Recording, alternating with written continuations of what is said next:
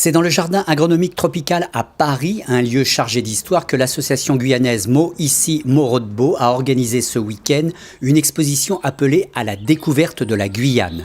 L'endroit choisi est méconnu des Parisiens, caché au fin fond du bois de Vincennes, fermé au public pendant 36 ans et réouvert en 2006. Ce jardin a été le lieu qui a abrité l'exposition coloniale de 1907 et c'est dans les ruines de ce qui reste des anciens pavillons de l'exposition que l'association guyanaise a organisé une visite guidée comme un pied de nez lancé à ce passé honteux. Ce monument s'appelle à la gloire. À la gloire de l'expansion coloniale. Ça veut tout dire. Il est en plusieurs morceaux. Alors je vais vous le reconstituer. La République était en haut. Les Indochinois, Chinois et tout, ils regardent la chère patrie, la belle créole était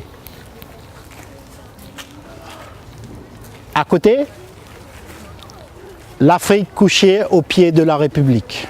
C'est au pavillon Indochine, un des rares pavillons encore en bon état, que l'association guyanaise a présenté au public l'artisanat et le folklore du pays, mais surtout a voulu mettre l'accent sur la situation de la Guyane contemporaine et les problèmes pour la population liés au projet de la Montagne d'Or.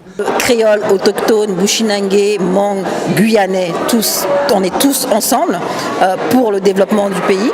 Et justement, pour aboutir sur l'or, on a parlé du projet Montagne d'Or qui ne rapportera rien en définitive à la Guyane et qui en plus, d'après une dernière étude, pas de nous en plus, de spécialistes, est un gouffre financier. Comment on peut nous faire croire que ce projet qui va détruire la terre, ce dont nous vivons, va être une solution au désastre qui est déjà ambiant causé par l'orpaillage illégal, donc le mercure dans l'eau et tout ce que ça provoque comme situation pour le peuple amérindien. Nous avons une biodiversité incroyable, nous devons faire attention à notre patrimoine. C'est très important, on ne peut pas laisser n'importe qui faire n'importe quoi chez nous. Hors de question, c'est un collectif qui regroupe 110 organisations, dont 20 associations guyanaises dont Trop Violence fait partie. Et dans les autres associations ou fondations, il y a la fondation de Nicolas Hulot. Donc il serait bon qu'il soit cohérent en tout cas. Les associations guyanaises restent mobilisées et se promettent de tenir régulièrement les métropolitains informés de ce qui se passe en Guyane.